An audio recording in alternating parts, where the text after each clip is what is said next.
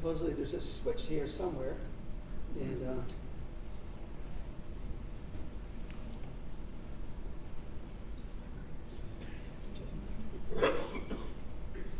thank you very much. I'm Ed Sarath. I'm a professor of music and the founder and co-director of the program in Creativity and Consciousness Studies. We're probably coming up around 20 years now of presentations of different kinds, many stretching the boundaries, you might say, of typical academic discourse. And tonight is no exception to that. But I want to introduce my musical cohorts. It's been such a special opportunity to play with basically two Detroit icons. And Marion and Hayden on bass is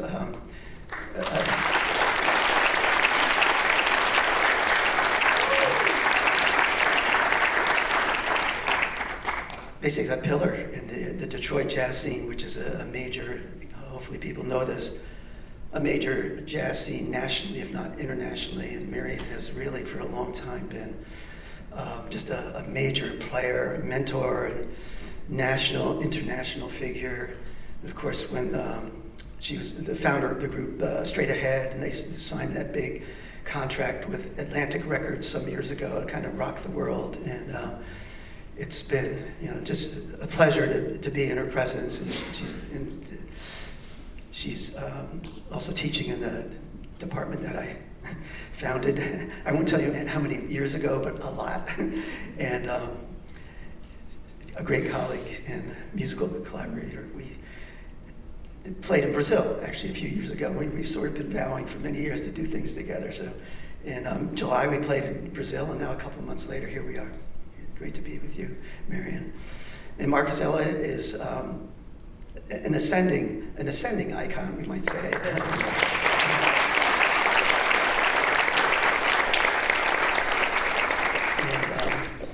Also, recent addition to the jazz and contemporary improvisation faculty, and just has his hands in so many different things. And he's also teaching in our contemplative studies program, so that's very closely related to the theme tonight in terms of bridging consciousness and improvisation. So thanks, you guys. It's really been an honor. So tonight's theme, we've had these talks for many years, and my co-director Molly Beauregard, who we'll hear from in a second, we were just speaking the other day that probably for a program named Creativity and Consciousness Studies, probably tonight is it might be the first one of these that we actually link the two themes together. It's been very consciousness oriented. But tonight we're really excited about interweaving these themes.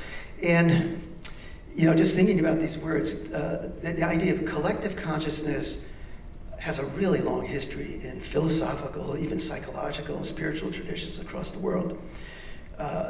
Meditation is commonly recognized as a primary, not the only, but a primary tool for consciousness development.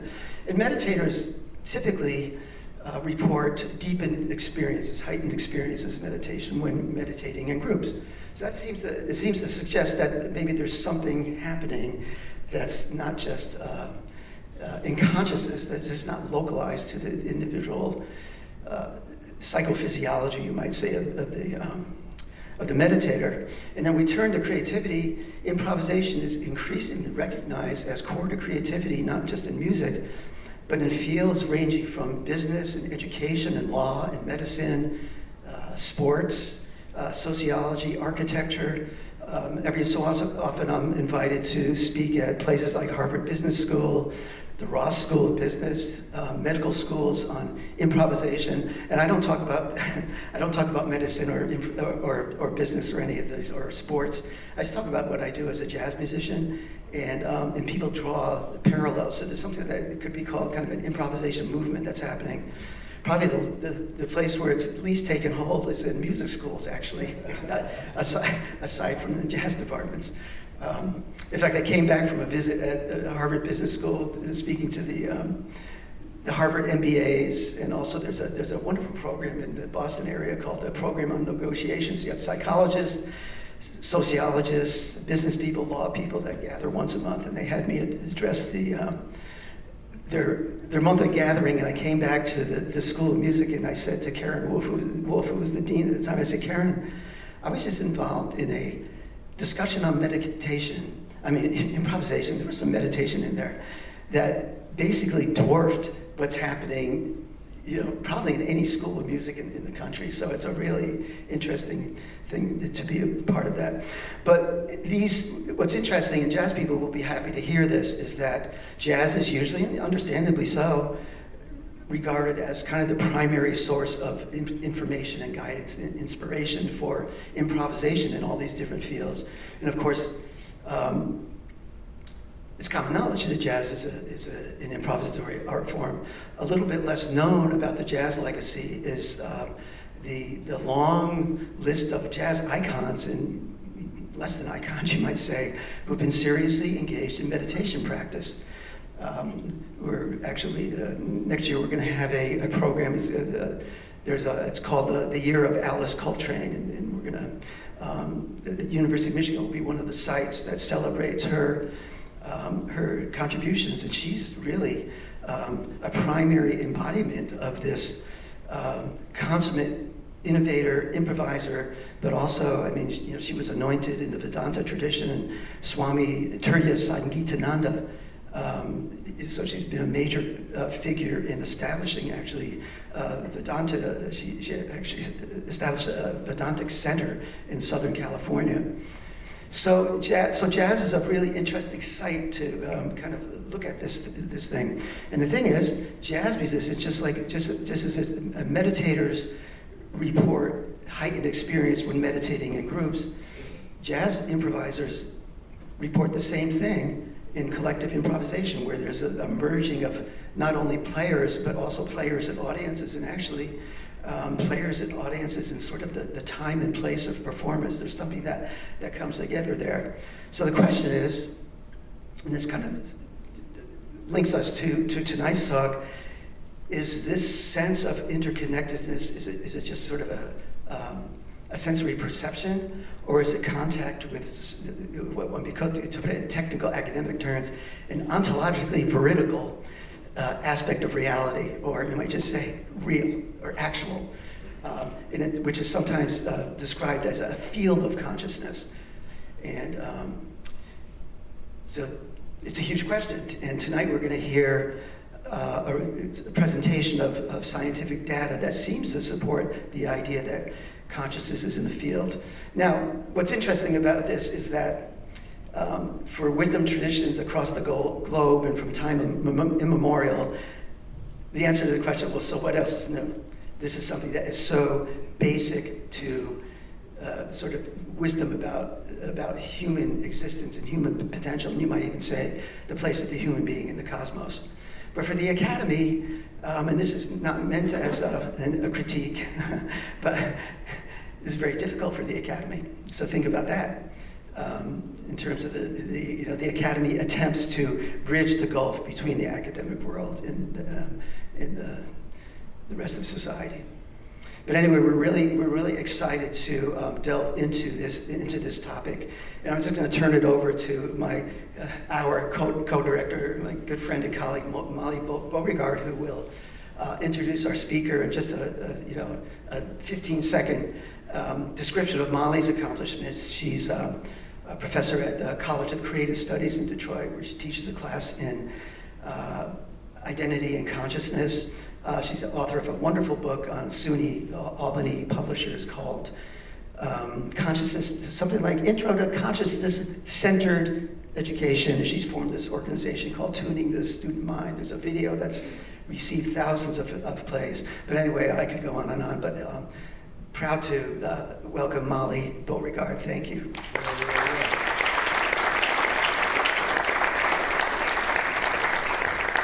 Thank you, Ed.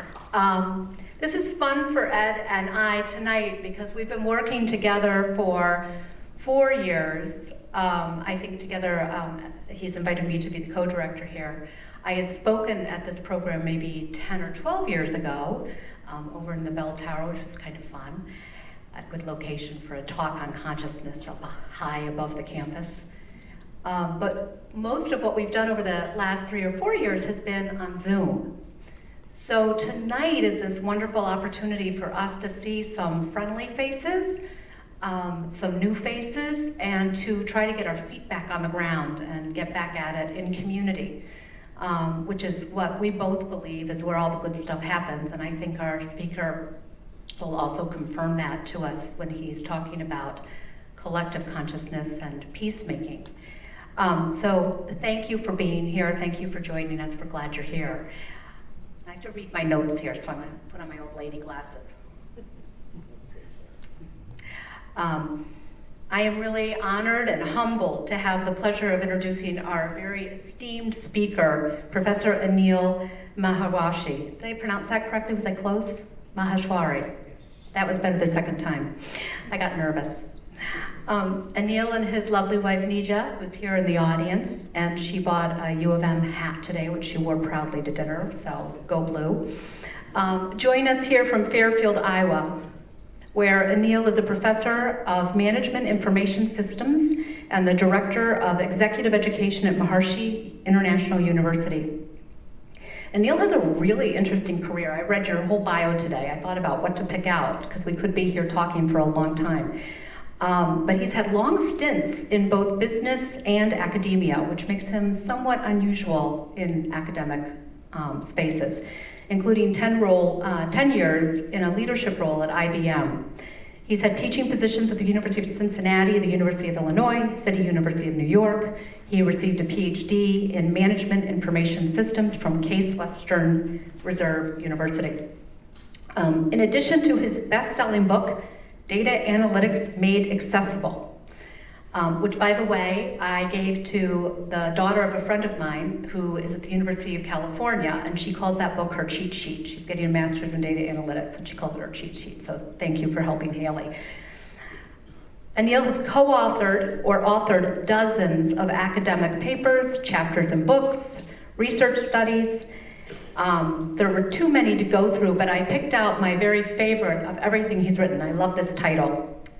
It is called Quantum Worldviews: How Science and Spirituality Are Converging to Transform Consciousness for Meaningful Solutions to Wicked Problems.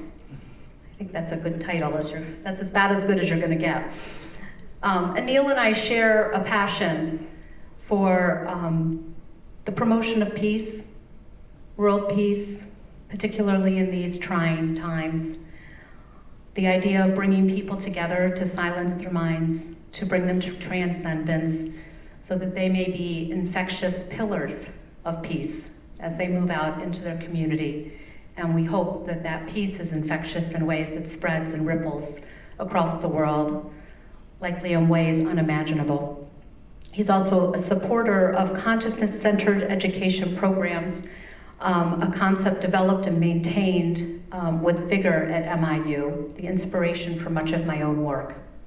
Anil, too, like Ed, has just, so I'm the only one left out here, has just returned from a trip to Boston where he made a presentation on the benefits of transcendence in organizations at Harvard. And in addition to his many accomplishments, Anil is really, I don't need any notes for this. Anil is one of the loveliest and warmest people you will ever meet. His enthusiasm for life makes me look shy, and that is saying something. So without further ado, Anil, take it away.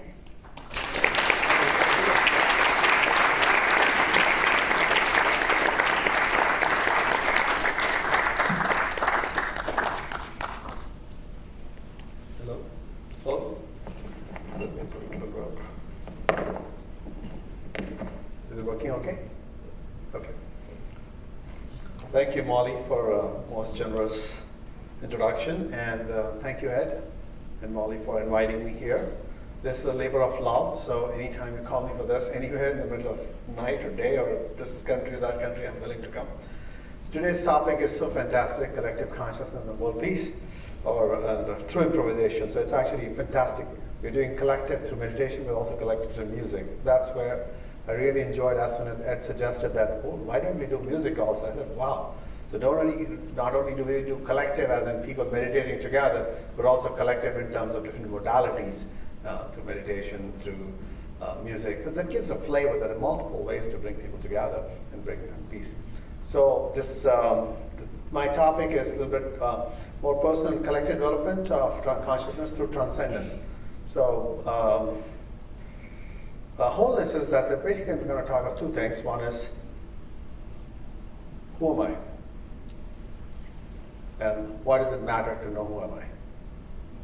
If I know myself correctly, then certain paths happen. If I identify myself with the surface thing, then a certain different path happens. So I developed this theory called V theory, and sort of generalizing the notion of transcendence, which I'll describe as a way of sort of getting from the surface level of reality to the true reality, which I consider as we call it the pure consciousness, or field of consciousness, quantum field of consciousness. And that is the level from where we would find the solutions. And then second part, I will talk about the benefits. Why does it matter? And the benefits at individual level, collective level, social level, and we'll then describe some experiments that we have done. Very, very unique, very, very unique. Around the world, all scientists, they say, they won't acknowledge Maharishi International University, but they look at the corner of their eyes. We're watching you. Princeton, Stanford, other universities, they will say, you're the only ones doing this kind of work around bringing consciousness together, collective level, because everybody else can talk about it. So I'll just start with the peace mantra. Peace is the idea that it comes from wholeness. So this thing, those who can speak Sanskrit or something, you can chant with me, or you can read the transliteration.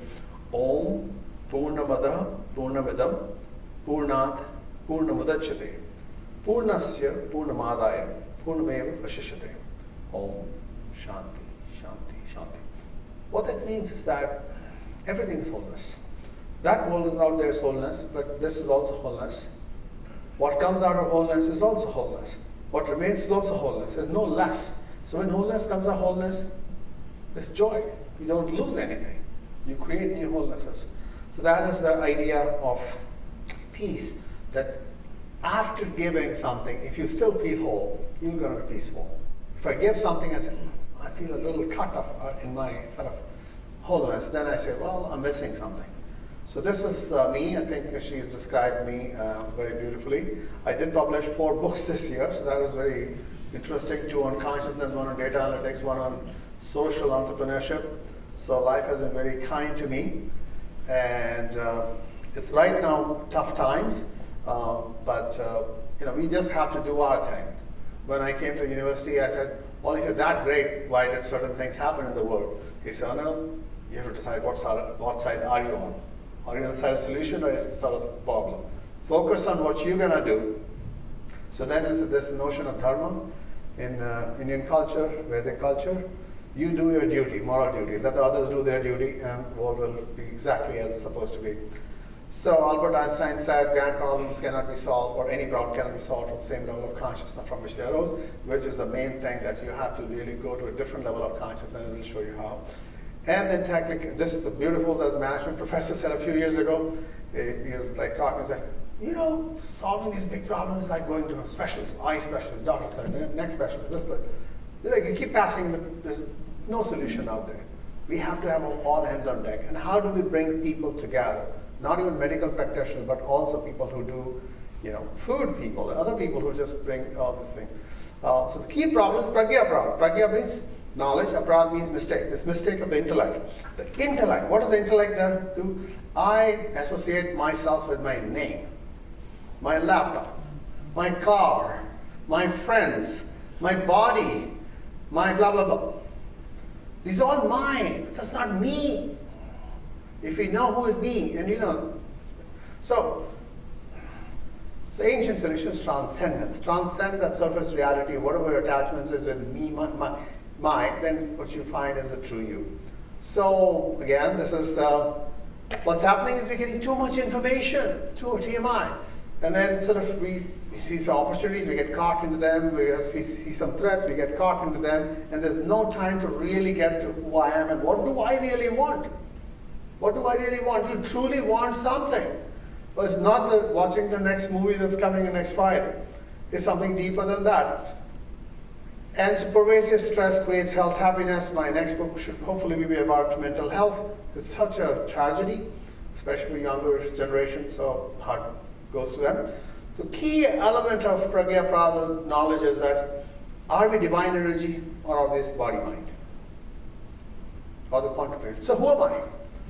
Who am I? And let's just go 3 or 4 people. Ramana Maharishi is one of the biggest saints from died in 1950. He said, who am I?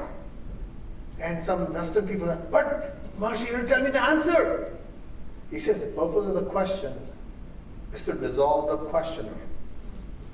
Who is asking who am I? When you answer, all the question vanishes. What you experience is you. That's you. There's another one, Rishi Vettatri, I loved him. He said the 2 laws of nature. Everyone comes here to this planet with an open return ticket. Then is pain, pleasure, happiness, ecstasy.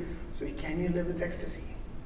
When I heard this, I'm only into pain and pleasure. I'll be glad if I get some happiness. If I get admission to UR, I get to school. What is ecstasy? I said, what's ecstasy? Now we live in ecstasy. Some of my academic friends call me Chief Bliss Officer. So I live that life. Maharishi said, the purpose of life is expansion of happiness. Everybody's seeking happiness, but not your happiness. Expand happiness out there, it'll come back to you.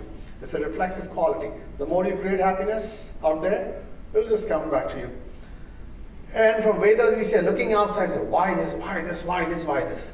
When you look inside, say, not this, not this, not this. I'm not this, I'm not this. When you begin to look at yourself, am I this? No. I'm more than that. Not this, not this. So eventually, when you leave, lose all the associations, what you're left is you. It cannot be described. It can only be described in negative. Because there's no way to describe the field. What terms would you describe it in? So another way, I'm an engineer. Who am I? In this picture, who am I? I'm the bulb.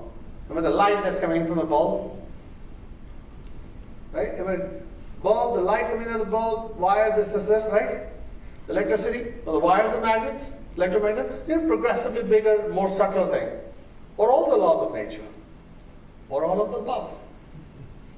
There are times when I have to act like the bulb. There are times when I have to act from that level. There's time for everything. Another one, housing, right? We see houses separate. We are like a house a little here. At some level we are separate, but at some level if you go underneath, they're all connected. Electricity line, power lines, sewer lines, all these things are connected. So at surface level it looks separate. Beneath the surface, everything's connected. Rigveda, which is the first one of all the Vedas, the ancient books of India, says, truth is one, but it's expressed in many ways. When you're at the top, actually how you describe the coming down to the bottom is very different based on which side you're looking at.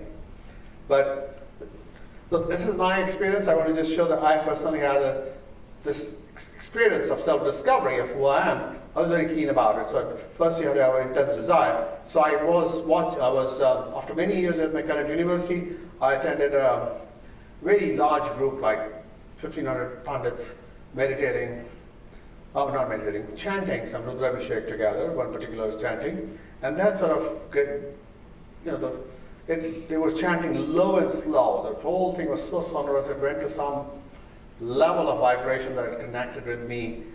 And I was out of consciousness, lost what would you call awareness, etc. And I just saw from mind's eye something, a crane like lift me out of as if in the middle of a well of a big building, keep me on the side. I felt like somebody took me out of my body and keep it on the side.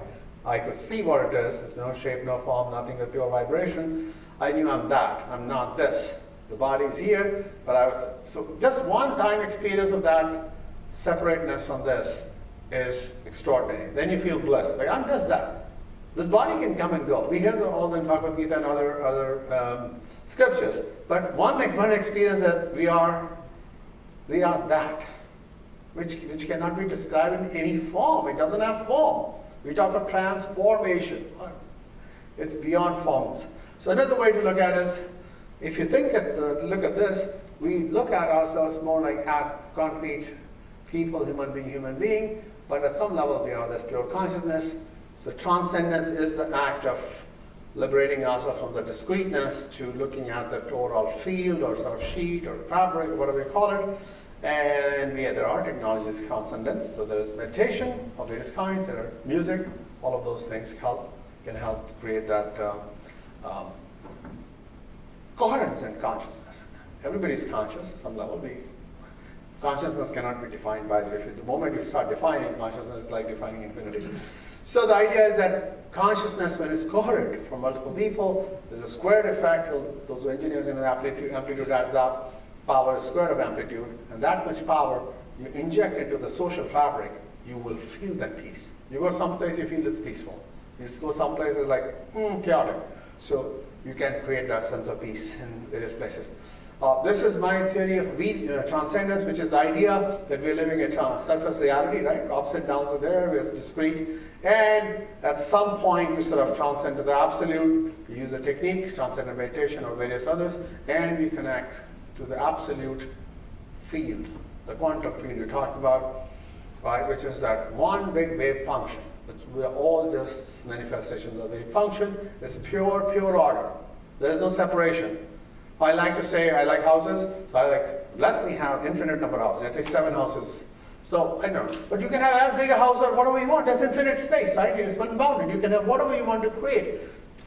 You stay there for a few minutes or whatever long your meditation program is. During that period, your thoughts completely come down to zero. You're free from thoughts. You are connecting with the source of thoughts. Have you thought of that? Where do my thoughts come from? They come from that field. And at that level, we are connected, so your thoughts will be transferred to me, and this we don't know. We don't know, but they are all connected in that field. There are people who call it Akashic theory, that everything is up there. And then you come back up, so when you're up there, you enter this thing a little bit tired, confused, used up. When you come out, you become more clear, more energized, because you've shed some of the attachments. I call it mental shower. Does it make sense? You take body shower? Truthfully, everybody took one today? How many of you took mental shower?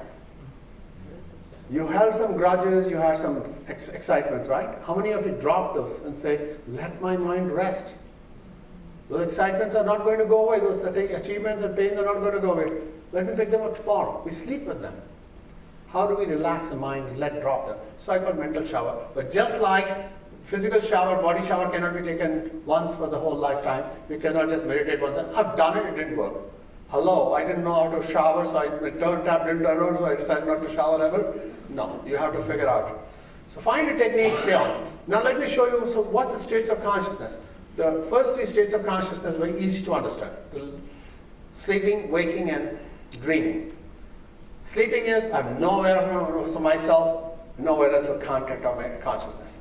When I'm dreaming, I have no awareness of myself, but contents are going on. Waking is like that.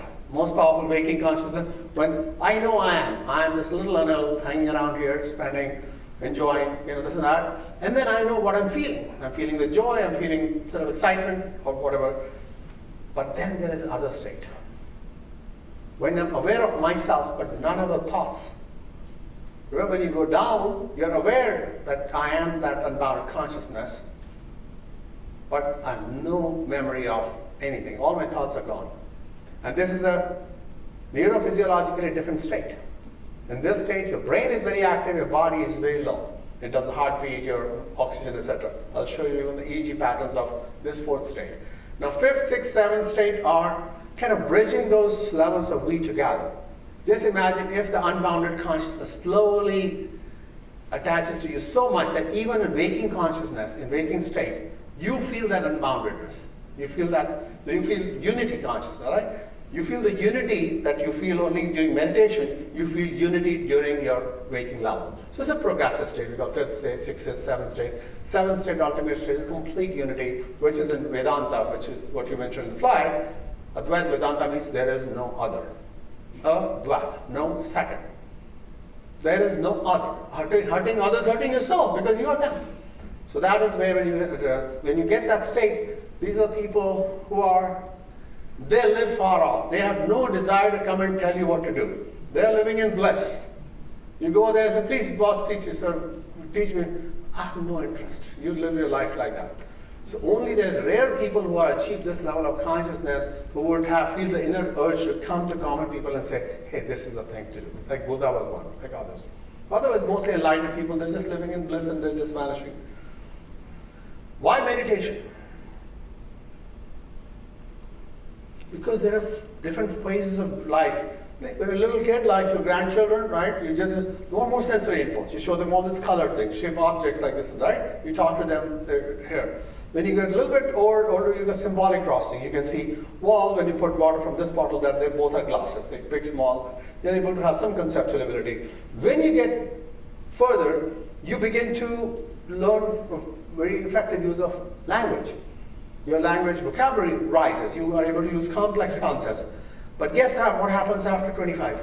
Pretty much more of the same. More books, more degrees, more friends, more, but you're doing work the same way. Your mind is working all the time, same way, more of the same. The only way you want to change is to, instead of going outside, you go inward. You may be 10 out of 10 in intellect, by the age you are, whatever age you are, but you may be just 1 or 2 on transcendence. Going inside is a completely different skill. I say intellect and transcendence are orthogonal skills. Just because you're great at studies doesn't make you a great athlete, does it? Same way, it doesn't make you a great meditator. You need to learn, you need to do practice. Studies didn't happen just because you just studied one day. Music didn't happen just because you practiced one day. Same way, meditation will not happen. Your transcendence will not happen nicely with just one day. The types of meditation, I sometimes like to offer this idea that they come from Eastern tradition mostly, because going inwards is kind of very much of an Eastern thing. Buddha has one approach, Vedas original have one approach. In Vedas, there's one transcendental reality, the blue bar you saw in my V theory, that there's one unbounded consciousness. Buddha says there's nothingness, emptiness, empty yourself, and just enjoy life. So there's non-dual, there's two zero type, one type. I was at a conference where Dalai Lama spoke. He says, they're all sisters. Difference is very little. There's very little difference. We're very similar, we're sister traditions. Very different compared to other traditions. So if you're into transcendence, there's not much of a difference. Now, reaching the transcendent states has been achieved by poets, by seers, by mystics of various kinds. So it's not like it happens only through this technique. In fact, most religions or micro-religions have been created by people who have had some mystic experience that came down to tell us, well, this is what truth is. So anyway, I could go on with it. This is about transcendent meditation versus mindfulness, which is a big deal these days, like being mindful of who you are. If you look at when you are doing eyes open, this is your brain sort of points being measured, right? In the EEG, all the points. And there's no real coordination between them. When you're mindfulness, there's some connection between them. You bring attention back to your mind, feels a little bit coordinated. But when you do transcendent meditation practice, when you're looking at the EEG1, the particular frequency, you see enormous coherence. Enormous coherence. Alpha 1 wave, 8 to 10 hertz. Brain emit vibrations that all range from 1 hertz to like 50, 60 hertz, 80 hertz. It's certain range, this is associated with coherence. This is associated with this whole thing of transcendence. So, transcendent meditation is, Maharishi says, like a jet plane to transcend. There are other techniques, and we'll hear the music and many others. So you can transcend almost anything. You can transcend a beloved's face.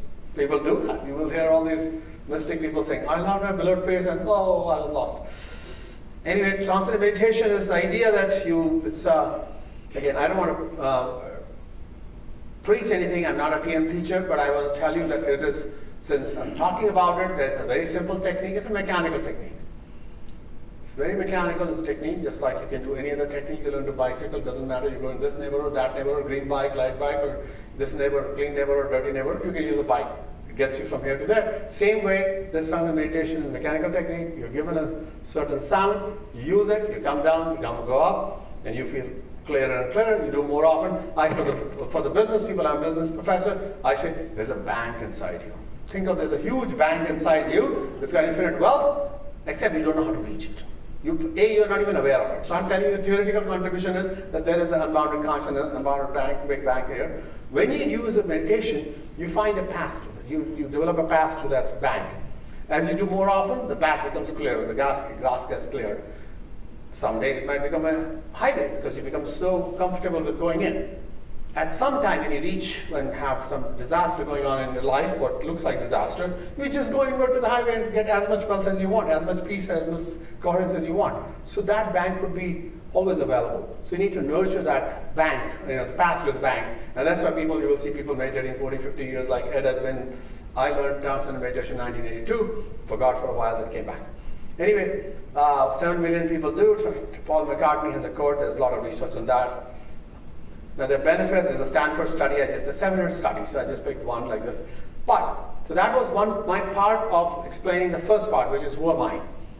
I am unbounded consciousness. Does it make sense? Yeah. A little bit? Well, clearly I'm not this body. I'm not even this mind, because my minds are getting manipulated by artificial intelligence and other places. So I'm not even my mind, right? My mind is blown away. Don't use the word my mind is blown away. I'm not blown away. So let me not get blown away. The second part is the benefits. Individual benefits I already talked about. Now the key element where this whole transcendence idea is unique is in how it impacts society when we do it together. So there is in the Yoga Sutra says, Ahimsapadeshayam satsannidho vertyaga, which means in the presence of wholeness, or disputes vanish, the enmity vanishes. So the whole idea is to create that sort of wholeness where enmity vanishes. That to the idea of collective peace is where there's no enmity. That's the way to describe non-violence. No violence existing in people's hearts and minds. So the benefits of TM, now talking about business as a bigger group, leadership, creativity, feeling unshakable. I'll show you the slide on what I presented at Harvard just last week. And then this big one, which is super radiance, creating peace in the world. So the idea there is a coherence effect of people meditating together. When 4 people meditate, you get the benefit of 16 people meditating together. 100 people meditate, it's like a laser beam effect. And so you really need only square root of 1% of the world's population who are trained meditators to meditate together to create world peace. I like to say, just like everybody doesn't have to be a soldier to protect the nation, so also not everybody has to be advanced meditator to bring peace to the world. Okay? So benefits, some of the benefits I presented, like you feel like people. We interviewed some 8 business leaders during the COVID times. So how did you feel? And so this image to me describes what they felt. Like they felt like solid, unshakable. First thing was they felt unshakable. And then that's what happening. Medical school, medical superintendent, no operation theater. He says my hand is firm. My team has to feel firm. They felt like that. They didn't feel shake. They felt a sense of constant renewal. They felt a sense of perspective. Even if I have a problem, solution comes from somewhere. I don't know where, but I have a sense of perspective. Intuition, my intuition is alive. Right? My inner resource is alive. I feel integrated functioning. Almost all participants reported that I'm able to see connection, not sort of caught up into one thing or the other. They felt luckier. The luckiest synchronicity is support of nature, which means the nature doesn't get different. You just become luckier. You see the connections. You discover connections that people come to you and take it. You know, it's like, I have to design the solution. Have you heard of NIH syndrome? Not invented here syndrome. A lot of smart people think, I have to find the solution. No, you take the solution wherever it comes from. And a lot of people experience automation in action, which is that things are happening on their own. I didn't have to do anything. I just had to hang around and let things happen the way. So don't get caught up into something. So I'll describe 3 experiments that were done, big ones, now not on the business side, but on collective consciousness and world peace. The first one was in 1983. This was during Lebanon War, and certain meditators were sent by Maharishi to sort of meditate. And one line is this number of meditators they could get. They wanted to have certain meditators fixed size. But because of visa trouble, etc., they could not get a fixed number. Well, guess what? When in lemon, make a lemonade. The numbers are varying like this. Now look at this. We take 8 measures of social impact, like war deaths, or this and that, like positive and negative measures, and made a composite measure of the society's health on the particular day. Look at this. How closely the other line, what do you call the composite index quality of life matches as things go up and down. So the idea is that there's a dosage effect also. The more the people meditate, the more effect you have. Right? That is an unintended expectation. We wanted to just stop the war. Ideally, wanted to have people at this level all the time, but we could not get that. Another one was done in 1993 when there was a new president who had just been brought in, and his cabinet was not getting approved. And Maharishi said, well, we have to do something. There's so much chaos in the society. We sent about 2,000 people. These are people standing in front of the White House. Global Peace Initiative. At the end of it, Sally Quinn from Washington Post wrote, we have a lot of data, but she said, as if some peace descended from somewhere for no good reason. The cabinet got approved, all that stuff happened. They have no idea how that happened. But most important thing is, my favorite thing is, crime fell in Washington, D.C. in summer by 23%. Beforehand, we had talked to the police chief. They said, what would surprise you? He said, it'll have to snow in the summer for crime to fall 20% or less. It never happens. You know, crime is a certain state, right? There's a certain cadence to it. Crime fell 23%. So when we published the study, the DC police chief signed on as a co-author to lend credence to the thing that is published. Now, this is a big one that I wanted to describe. So Maharishi said, okay, let's set up a permanent group. In 2006, we set up a permanent group. These are domes, meditation domes. See that like this? Each one can seat about 1,200 people with 3x6 space to sit and hop and do various program activities. This is how the meditation dome looks like. Pretty nice, beautiful. There's Oprah had come there in 2011, like how the women's dome looks like. Anyway, so we published the studies, and this is from the previous study, let's say. So let me go to this one. So this is how the numbers look like. So right, previous 4, this is like baseline years. We had still large number of people meditating. It's not like nothing. It's like 750, 500, like that number was people meditating. But this is the time when Maharishi gave a call, hey, too much is happening, the war on Iraq, all these things, various things called on terror was happening. We need to sort of do something to create some coherence. And that's when they jacked up the group to 2,000 people. Look at this, that was 2,000 square root person, that's the threshold. As soon as the threshold, so threshold was more or less maintained for 4 years. And then because of funding to meditators, that sort of ran out. Look at what happened. During those 4 years, whatever was the crime, this is what? Homicides, right? They were sort of, this is the trend. This is the blue line is the central trend. This is the kind of variation by the year. But look at how the numbers went down like this. For 4 years, the numbers went down like this. Even the president changed.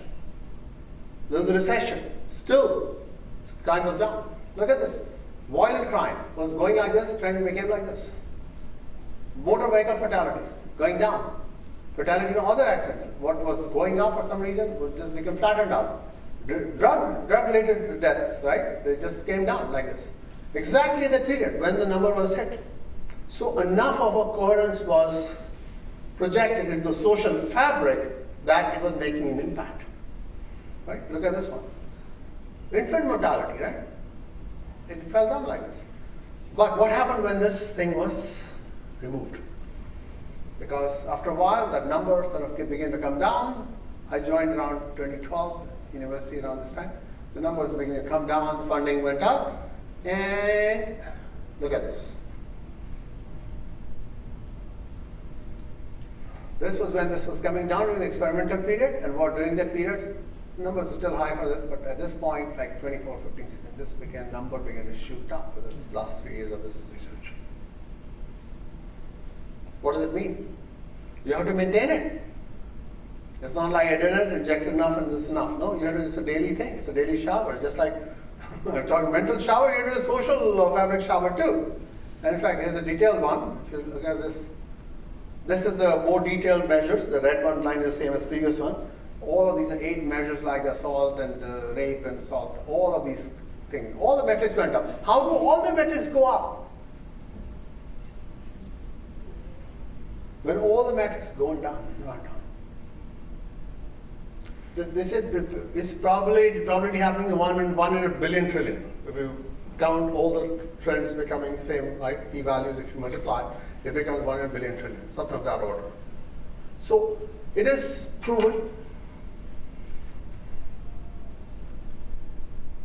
That's it. So what is action?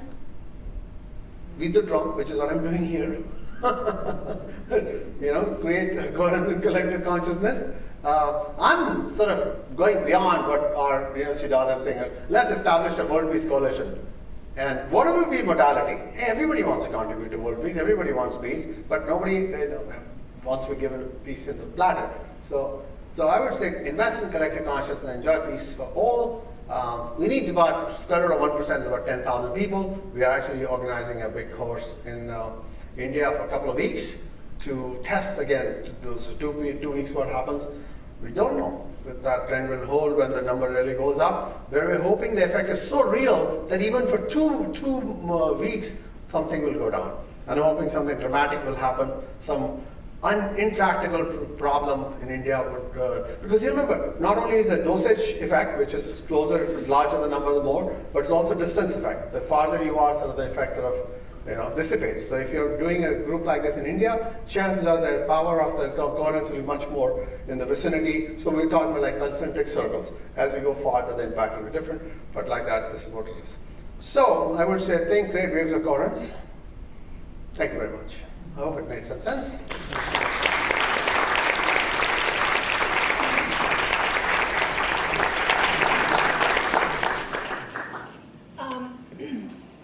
What we're going to do now is we're going to have an opportunity to have some questions, a panel.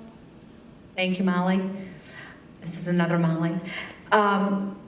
And an opportunity to have people ask some questions of both our musicians, their experiences in flow states. Ed and I, our experience in teaching in consciousness-centered education programs, which is what both of us do. I teach a course on identity studies where my students learn to meditate, and I am a firm believer that it shifts the educational experience for people in huge ways. Ed does that in the jazz department. So we wanted just to have an opportunity to talk about jazz, spirituality, collective consciousness, peacemaking, and any questions people might have. So do you guys want to come up and sit here? And Anil, you sit here. Does anybody have any questions? I'll come out Oprah style and give you the microphone. You are Oprah. Yes, I love being Oprah. Are you kidding? I'll be Oprah. Yeah, come on, be Oprah. Hi there, sir. What's your question? Thank you very much for the opportunity. Anil, is it? Yes. Okay. I see you're a professor at Maharishi University. Yeah. I've been doing TM for about a year and a half, so for anyone who hasn't done TM, you should. I quit smoking the day after I finished all my learning. So that's my benefit that I did. That, and I was unemployed for 9 months after completing a course, and I didn't give up. I was calm the whole time, and my dad noticed that. So anyways, for you, Anil, in your studies, or in your you're a professor over there, do you use any machine learning models? So I'm a professor of machine learning, and machine learning would get engaged at some level. That's my whole thing. I did a conference on the interplay of AI and consciousness this last July. We're trying to work on that. Mostly we think it's a very human process, but I believe that machine learning is real and here, so AI has to assist in some way. At this point, it's not necessarily very deeply engaged. We think it's human consciousness and collective group meditation. Thank you. Good question. Any other? Oh, I see you. I'm coming.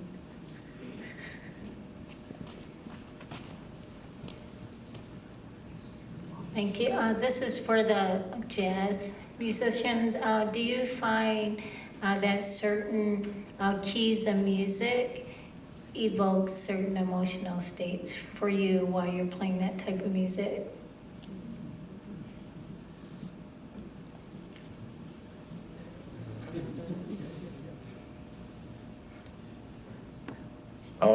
Yeah, I would say, I think, at least for me, I know I have a very personal relationship to different key centers and different intervals. Those are the distances between notes that I've developed.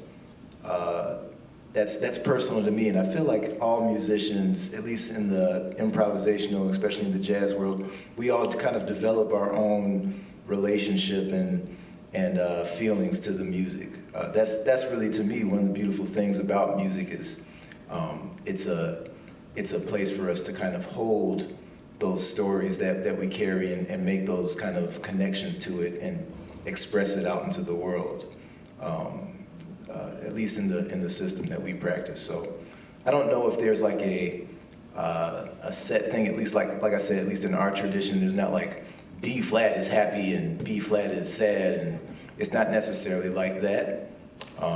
However, you can develop a relationship to it that means something to you and express it in that way, and maybe when you express it, then the people that are receiving it also can experience that same sort of emotion, that same sort of feeling.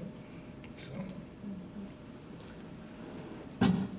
Right. I will say, you know, as just an addendum on that, that one of my mentors was a man named Roy Brooks, who was just a brilliant, we actually did several performances right here at Middleton Theater over the years, but he was a brilliant drummer and conceptualist, just someone who just was probably the most expansive person I ever knew. And he used to say that, and you know, people have different relationships with the idea of the zodiac, but he did used to say that there were 12 signs of the zodiac and 12, you know, recognized tones in Western music.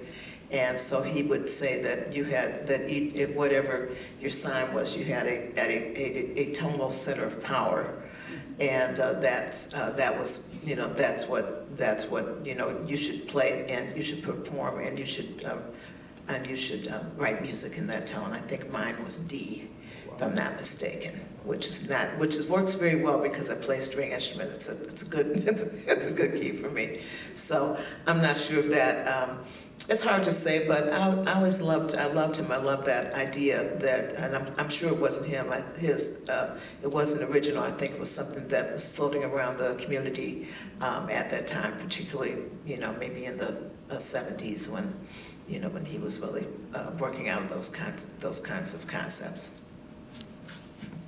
You know, and just to add one quick little thing, and this comes back to the jazz Vedanta linkage, that in the Anil might have more expertise on this, but in the Vedic tradition, music is regarded as, you know, primordial manifestation of primordial sound in the cosmic wholeness.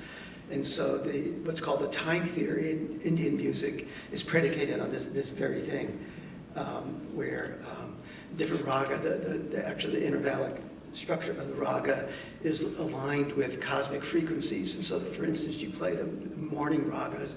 Of course, this has kind of been lost, not totally, but in a lot of Indian music. But you play morning ragas during the morning hours, and there's afternoon ragas, there's evening ragas. So it's a very interesting question, interesting answers too. I want to check out Roy's thing on that. That's amazing.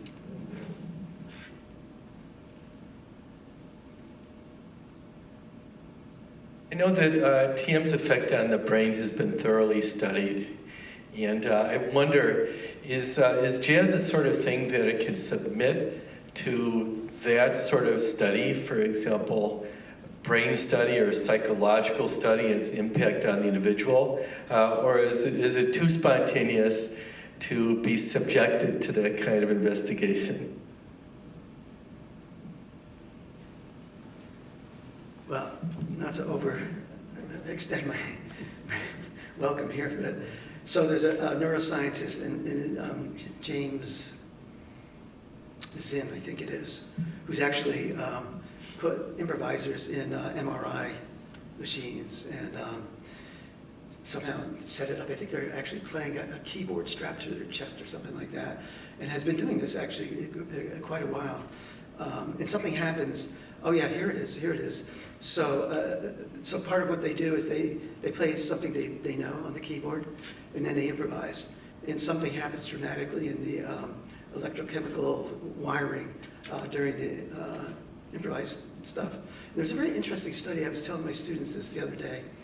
It happened in London, where some kind of chamber ensemble was playing music that was might have been a string quartet, you know, so they're playing, you know, Beethoven quartets or something, and then they're improvising. But it was, I think it was the kind of music they improvised was maybe in the style or something like that. So you couldn't really tell. But they had audience members EEG, electrodes. And actually, the audience members, now, obviously not every single one, but they probably had 100 people in the audience wired up, and something changed. So my whole thing is that we have to give the listener way more credit in terms of tuning into what I call the decision-making processes of the improviser.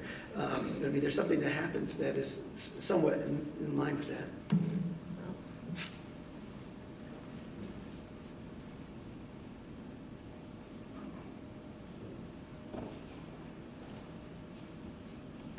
First of all, thank you for such a lovely talk. I have a question kind of for all of you.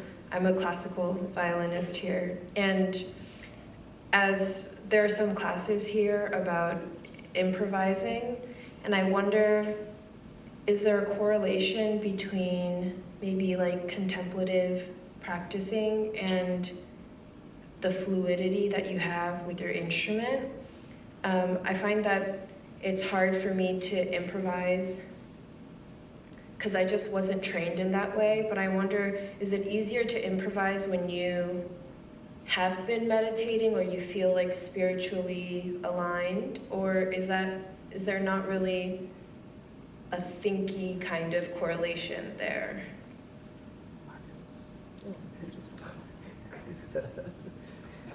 Yeah, that's a beautiful question. It's tricky. It's really a kind of a tricky thing.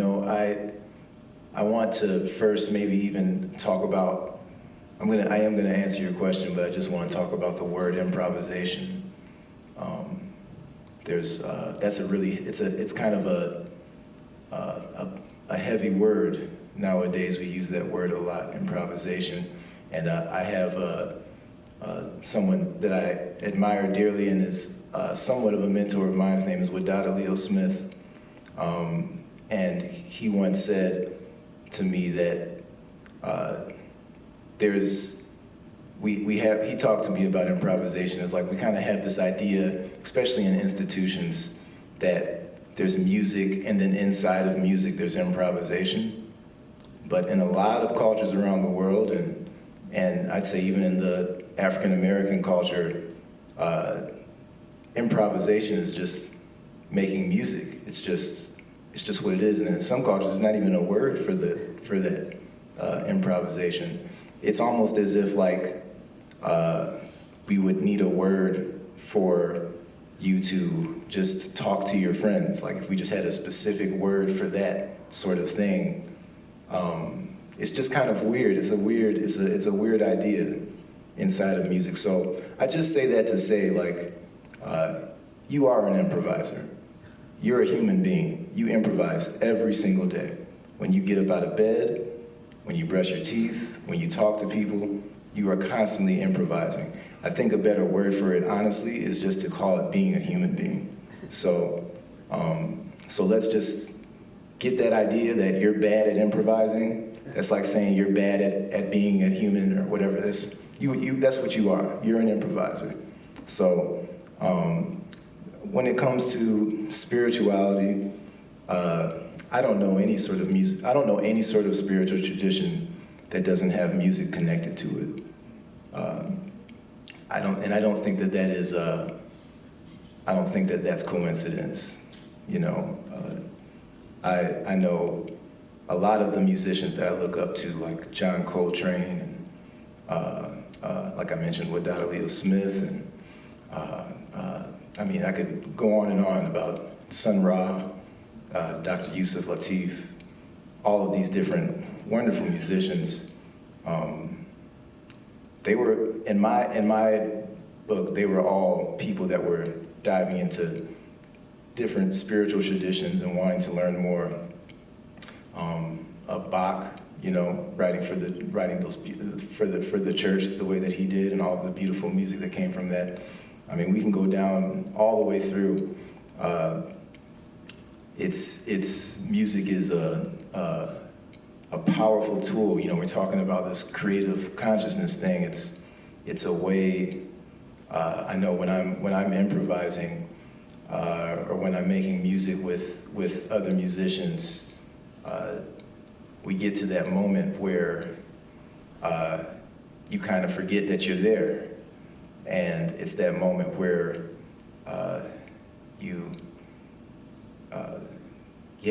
something happens. Something happens. We can call it the Holy Ghost, whatever, you know what I mean? There's a bunch of different names for it. I know just from my own personal experience that, yeah, this is definitely a tool, and we see it in so many different traditions. So that's all I'll say about that. But thank you for that question. It's a great question. And come and join CAO next semester, Creative Arts Orchestra, okay? And we'll get into some stuff. Hi, you kind of touched on a little bit of what I was gonna ask, because I'm a dancer and I'm based in like street dance practices, so there's a lot of freestyle there. And I was gonna ask if it happens to you all in the same way of like a lot of dancers go into this vortex or the zone or like a blackout usually is what they say. So I was gonna, but you kind of already touched on that. But with the word freestyle, particularly for the African Americans on the board right here, do you think, this is just a conversation that came up today, do you think that there's differences between freestyle and improvisation? Or are they the same thing? Is it just a terminology difference? Do you think the difference is who uses, or who is using the terms, or like, if you can catch my drift, so yeah. I think it's, when I think about, I teach a class in the history of hip hop, and so I find that freestyle is a word that's usually used within that particular practice, that cultural practice. But I think about it a lot as improvisation to me, because it really is never quite that free. It's always, you are freestyling or improvising, but you are doing that within probably the prescribed language that you were trying to speak to whomever you were speaking to. So if it's hip hop music or hip hop dance, there's a lexicon that's going on there, and you all know what it is, right? You dancers know what, if it's a pop and lock, or that's some ancient lexicon, but you know what it is. For whatever the thing is that you're doing. And you're probably not saying that you're going to be, totally prescribed by that, but you are going to probably trying to make sentences and statements and be creative within the talk that you're trying to have with that audience. And the same thing for us. When I think about improvising, I have a lexicon that's made up of all the things that I've listened to, anyone that's played I've played with, anyone that's given me ideas, things people have said to me, machines, sounds of the earth, anything. Those are all those things, and then I filter those through the conversation, the stylistic conversation that I'm trying to have, and then it comes out that way. So I see them as the same, because there's language going on. You're still having a conversation within whatever you're doing. I mean, probably if I'm playing in a band that's playing a style that's closer to one of the more traditional jazz concepts like bebop, I'm probably not gonna, break into some of the passage from a classical music.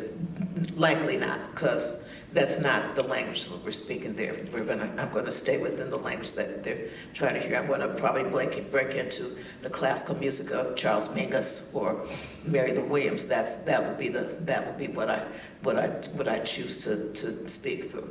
So I think they're the same. I think we have different ways of looking at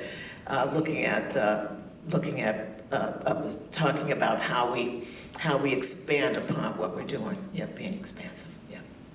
I would add one thing, if I may. I'm not a musician, I teach sociology, but I refer to that moment of improvisation as getting off my notes. Because you know, when you teach an academic subject, you can be very tied to your notes. I've done it many, many, many times, and so I go in with my index cards and my definitions. But because I meditate, and I meditate regularly, and I've meditated for 30 years, it's not accidental. It's like once I push that button on dropping the notes, I witness myself within the experience of teaching. And you know, witnessing is an aspect of improvisation. It's similar to what Anil is talking about when you're sort of next to yourself. You're cognizant that it's your body speaking the words. You can hear yourself, but sometimes you're saying something that you're thinking, gee, I didn't know I knew that. And I often wonder where that's coming from. Is that field of collective consciousness? I imagine my sister's a dancer, that when you're dancing, you can accidentally fall into that moment, but you want to systematically be able to consistently be in that moment.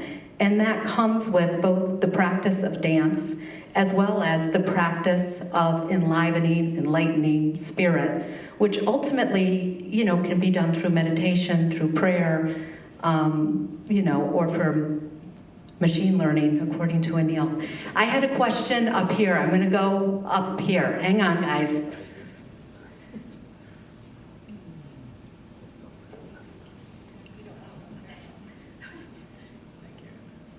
Hi, speaking of notes, I have a question for you, Anil. I was trying to furiously write down as much of your presentation as I could, and you had a slide comparing the different conscious states to their awareness and their content of the experience, and I was wondering if you could go into any more detail about the unbounded awareness and what their content might be, if anything, because I couldn't write fast enough. Can you hear me okay? Yeah.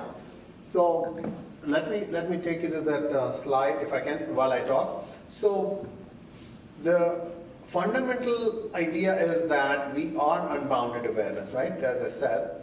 Now, what we normally operate here is at this level, right? And at this level, we are unbounded. Look at this, all this state. We begin to have the awareness of this one, but we don't have the sort of in the content that doesn't get that special, that soft, or that subtle. Now, your question was about what can I say about unboundedness, right? What can you say about infinity? That is an axiom. That's a theory. From Vedantic, means non-dual Advaita, says that we are not other. Now, I was just thinking, and so this is a good place to say it. I heard from another person saying, I am you, from another point of view. I love that catchiness, the phrase. I am you from another point of view, which means we're all same. And each one is unboundedness. The difference between you and me may be that I know and I believe and I experience that I'm unboundedness. You may not know and you may believe but you may not know. So the three levels. I'm not even aware that I could be unbounded. I believe I'm unbounded, but it's still a belief. And I'm direct knowing that I am unbounded. I experience my unboundedness. At which moment, it's like falling in love, right? You can talk about love all day long, all year long, but once you fall in love, you know what that experience is. Same way when you fall into bliss, unboundedness, you can feel it, you experience it. There's not much you can describe it. You can describe the particular experience. The other thing I'll tell you that I've talked to a lot of people, and that who gentleman asked about the question about machine learning and all. So I took many people's oneness experiences. Oneness means like unboundedness experiences, and I fed them into machine learning. It found that it happens, basically everybody's experience is different. How you get to the mountain is very different experience for everybody. And what it looks like once you reach the mountain is very different how you see yourself. The imagery, some can see light, some can see vibration, some can see, I was sitting by the river, anything you can see. So actually the manifestation in the real world will depend upon your past and where you are, your location, etc. But unboundedness is who you really are. How it'll express to you is magical, I would say. It can occur in any particular way. So you really, talking about it doesn't help, experiencing it means everything. What do you say, Ed? Ed, I think we could do one more question, and then you want to play some music, or we have Is that right? Am I about one? I see one right here. Okay. These are good questions. Very, very Yeah. good questions.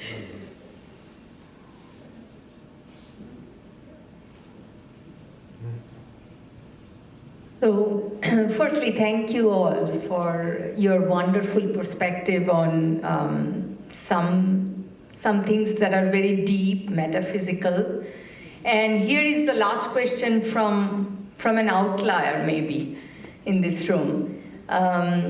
So I'm here because Ed is a dear friend for a very long time. Our kind of professions paths don't cross, but I'm in deep awe of the work that he does. And Anil, I do believe in the power of music and meditation at the individual level, but my question to you, some of the data that you were showing and the causality that you were drawing at the population level, that it was simply difficult for me to wrap my head around, and that to me was disturbing. I'm a professor of biostatistics here, so I was trying to understand the causality and, tons of confounders and all sorts of, like, you're putting a shock to the system, and then there are temporal trends. And I don't know about these studies, but as I said, I myself have experienced the power of music and meditation, but at the individual level. But there, your data is talking about the population level, and that to me is, I'm a non-believer there. Absolutely. And so that shows we didn't pay everybody here. There's one person we didn't pay for asking that question. So this is a very, very good question. Many people in our Maharishi movement are also skeptical. They use the word confounding. So I actually challenge them. Don't use a confounding study. The data is very consistent. In fact, that's where the study slide somehow that has sneaked it into my presentation is very important. Now that where is that? So here is this professor, here it is. When the first study was published in 1983, it took 5 years to publish. It went into Journal of Conflict Resolution. It is out of Yale University. They refused to edit it. They put twice the number of reviewers on it other than the normal. After everybody said it was fine, then they came back, sent second, third round of reviews. And at the end of it also, the editor said, I hold my nose. I cannot believe this phenomenon. I know that it cannot happen, but I cannot disprove the statistics. The president of American Statistical Association, she said, statistics cannot be disproved. If there were any other phenomena, it would have flown in like past this to the top journal. So statistically, it is pure. Now, talking confounding factors in all these studies, that is true. I'm also a professor of data analytics. I know that we can only do correlation. So, within a certain period of time, this happened, that happened. You can only say this. But that journal made us think of lag, 2 days lag, 4 days lag, a lot of like lagging and leading kind of stuff that when this happened 4 days later, sort of do that kind of statistics. And in every which way it panned out. So now the thing is that when you see the curve, forget the micro level, the year-long data, right? I spent 16 years of that data. How would you describe this curve and this curve, the big blue line, the big red line, going almost in exact opposite curve? These are all federal data, by the way. This is not our data. And the metrics were announced ahead of time. The murders and the infant violence and this. How does this happen? Suddenly all this goes down and goes up. If these were announced ahead of time, this will happen. So that's the other thing. We make predictions and these were measured. So you have to take a pinch of salt, but again, there are more and more people are believing. And that's why we're doing another one for 10,000 people, again, to just see if in 2 weeks we can get that. You're right. In sociological data, if you get 15-20% R-square in any phenomenon, that's a great thing. But we've been getting extraordinary numbers. As I said, for all these lines to go together, P is less than 1 in a billion trillion. Because all of these, each one has 10 to minus 5 level P, for each phenomenon. But all these variables going together. So as a statistician, at what point you will say is enough? That becomes a concern. Theoretically, you cannot describe how gravity works. Can you describe how gravity works? Can you describe how electromagnetism works? No, we cannot work. We can see its effects, right? We can measure its effects. Gravity, we drop this, will fall. But how does gravity mechanism work? I'm an engineer from top institution in India. My friends say, Anil, can you draw a time motion study of it? Hello? How do people hop by pure bliss? We cannot do time motion study unless you're in that blissful state where you feel light, you're as good as electrons themselves. You can rise on your own from your bliss. So you can see to believe it, but mechanically it cannot be explained from the thinking of the body as a gross mass of weight, all that stuff. You have to be in that state of bliss where just by instinct you can just rise up. Okay. That's the best answer I can give. But a lot of people don't believe this. A lot of journals don't believe this.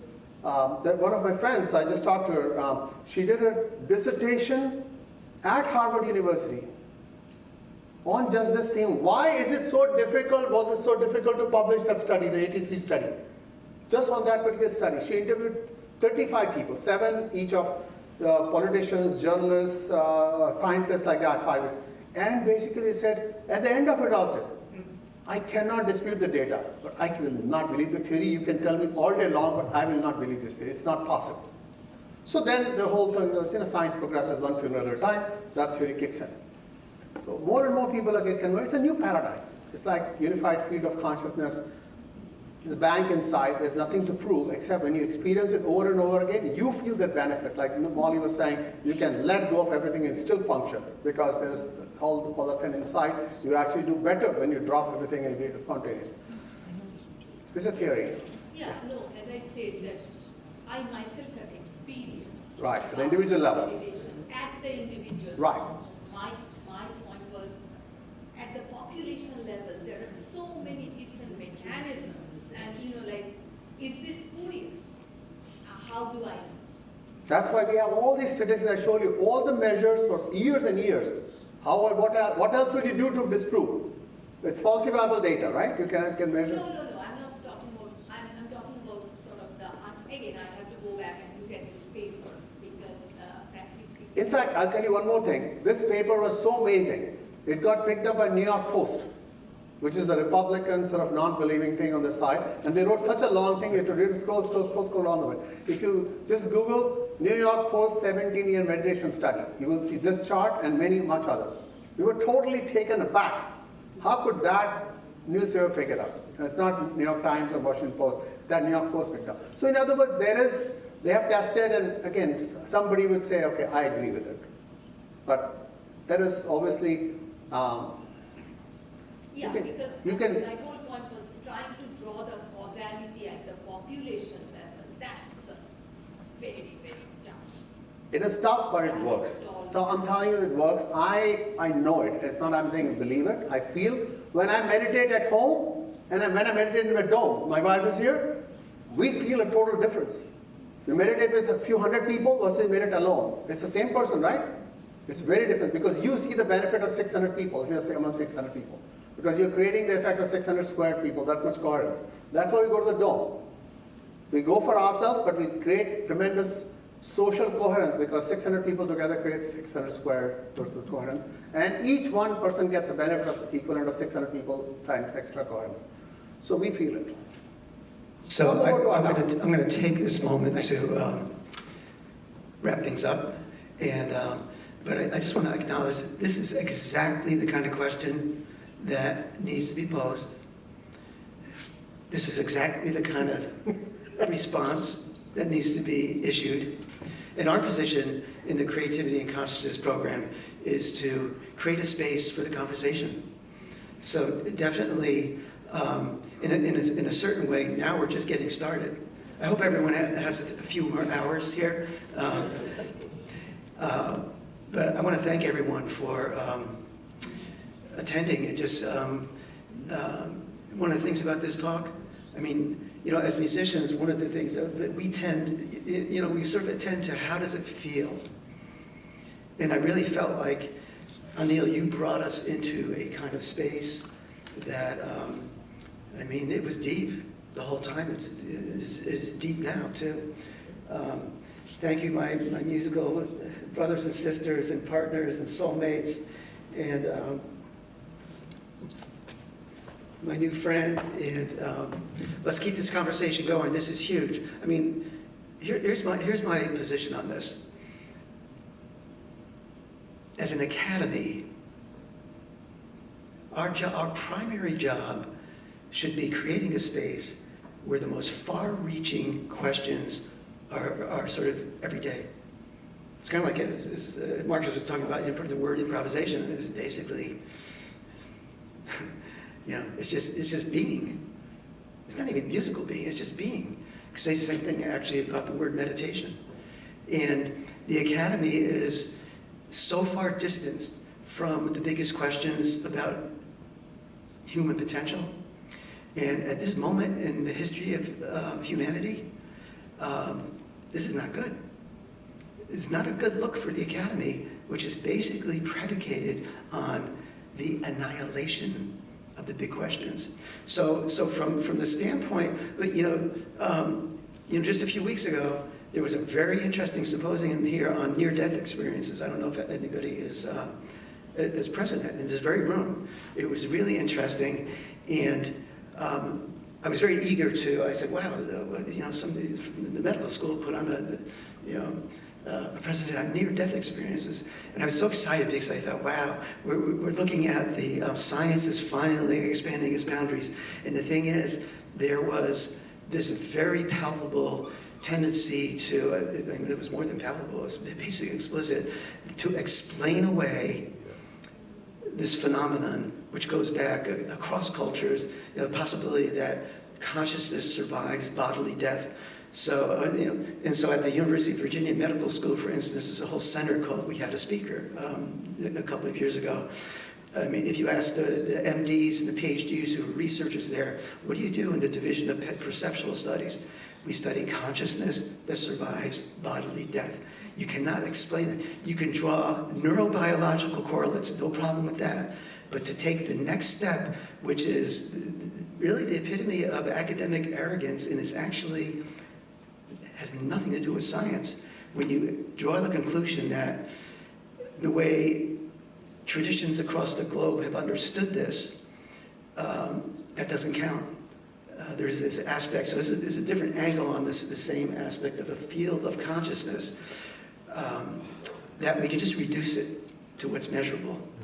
Deeply problematic. So what we're talking about here is the possibility, okay, I'm using this term the possibility that science as we know it has reached an outer threshold and doesn't end science, but a new possibility, a new horizon of science is coming into view that's actually aligning with the wisdom of cultures from time immemorial. That's a high-stakes proposition, and that should be, I think that's what we want to do. We want to create a space for this dialogue, and this is, we sort of ended on a climax here. I'd give anything, and I'm sure I was just going to say, Ed, you should just briefly mention we have one more project that we're doing this year that we're both very excited about, and that will be within Ed's class called Consciousness. What is the class? It's Consciousness, Creativity in the Future, I think. And we have a woman who works with the Social Impact Media Awards, which is basically curated films on social justice issues. And they have become tasked by UNESCO to find films and find stories that are talking about the Sustainable Development Goals. And she has developed a really interesting course in leadership in finding ways to help people find stories that stretch the boundaries of what it is that we think or believe can be true. She's really awesome. And she's going to co-teach part of this class with Ed as a part of the program of Creativity and Consciousness here at the University of Michigan. We're both really excited about that. So keep asking questions. We're so delighted that you've joined us, and tell your friends, because we want more people to be a part of this conversation on stretching boundaries and moving beyond just the incredible work that they do at the University of Michigan, which is mostly evaluative and analytical, and that's amazing. But your students are really unhappy. So go figure. And as somebody who cares about student health and cultivating wellness, I think we gotta get out of our own way and figure out how to ask questions that are about evaluation, that are about analytic, that are practical and pragmatic, that help us move forward with innovation, but that also ask fundamental questions about who we want to be, who we are, how we are connected to other people. And if your angle dive in is music, have at it. If your angle dive in is sociology, 3 cheers for you. If your angle dive in is biostatistics, welcome to our party. Let's make this fun again.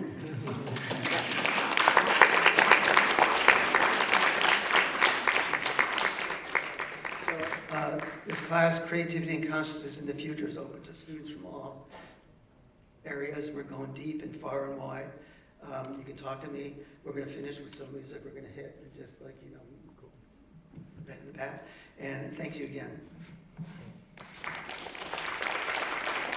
Oh, I also want to mention, Molly, you left this out, but the class is going to be connected to this UNESCO project, and so that it raises the stakes a little bit.